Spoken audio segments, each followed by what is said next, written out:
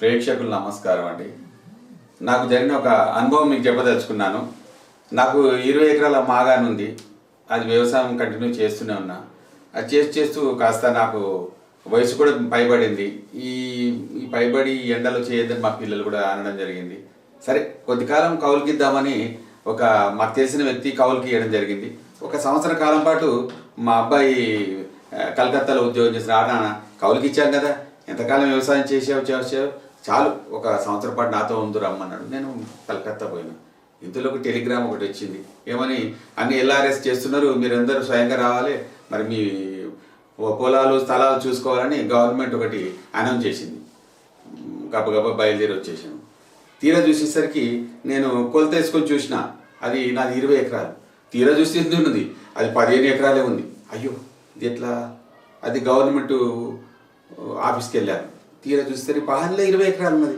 Sir మరి నేను కొలత వేసుకుంటే 15 ఎకరాలు ఉందని నేను చెప్పాను. దానికి అతను మంచి ఒక సలహా ఇచ్చిండు. నువ్వేం కాంపౌండ్, నీ 20 ఎకరాలు నీకు లబ్ధి పొందేటట్టు చేస్తా, కానీ నాకు చిన్న సాయం చేయాలన్నాడు. ఏంటబ్బో, నేను ఆయన నాకు సాయం చేయాలి కానీ నేను ఆయన సాయం చేయడానికి నేను కొంచెం సందిగ్ధంలో పడ్డా. బాబు నీకు ఒక మంచి సలహా ఇస్తా, ఇది మన సిటీ పెరుగుతూ వస్తుంది, రేపటి రోజు రియల్ ఎస్టేట్ అయ్యే అవకాశం కూడా ఉంది నీ పొలం.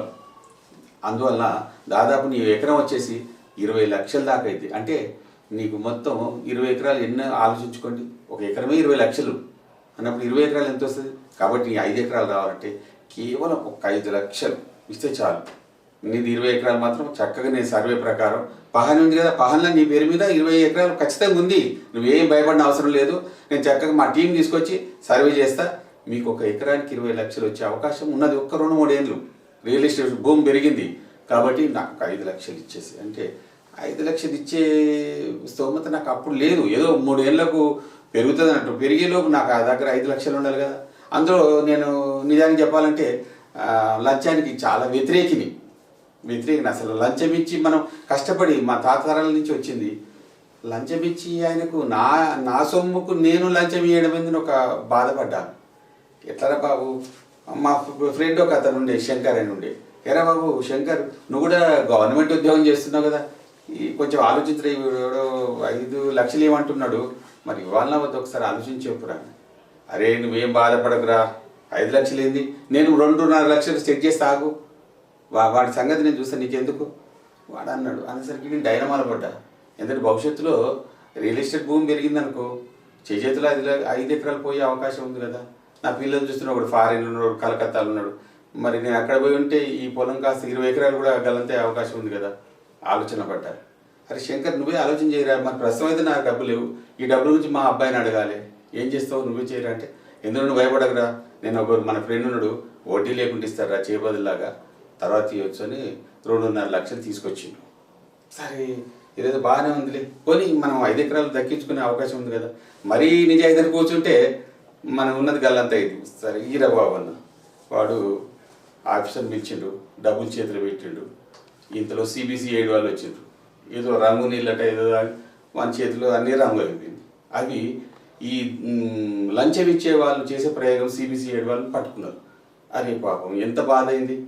ఇలాంటి పనులు మీరు చేయకండి. పాపం ఆయన అనవసరంగా ఇరుక్కున్నాడు. నేను ఇయ్యను ఖచ్చితంగా నేనంటే వాడు ఇరుక్కునే అవకాశం లేకపోయేది కదా. అందుకోసం మీరు ప్రోత్సహించకండి, లంచాన్ని ఇచ్చేయడం ప్రోత్సహించండి. కానీ కాకపోతే మీరు పై అధికారిని కలవండి, ఇంకా పై అధికారిని కలవండి, కొంచెం టైం తీసుకోండి. అప్పుడు మీరు లంచం ఇచ్చే అవకాశం రాదు, వాడు జైలు పాలండి. పాపం నా పుణ్యాన్ని ఒక విధంగా నేను వాడిని జైలు పాలు అవ్వడానికి నేను కూడా ఆస్కారమైన అనుకుంటున్నాను నేను. అందుకోసం ఆ తప్పు మీరు కూడా చేయకండి. లంచాలు ఇవ్వడం ప్రోత్సహించకండి. ఇవ్వడం వల్ల వాడికి ఆశపడ్డాడు. అసలు లంచాలు ఇవ్వకుండా ఉంటే వాడు లగ్జరీ లైఫ్ కూడా అలవాటు పడడు. దాన్ని ఒకసారి దృష్టిలో ఉంచుకోండి. మా ఆఫీసర్ లాగా పిచ్చి పనులు చేసి నాలా కూడా తెలివి తక్కువతరంగా దాన్ని ప్రోత్సహించకండి. దయచేసి నా విన్నపాన్ని సవినయంగా అర్థం చేసుకుంటాను. నా యొక్క మనవి.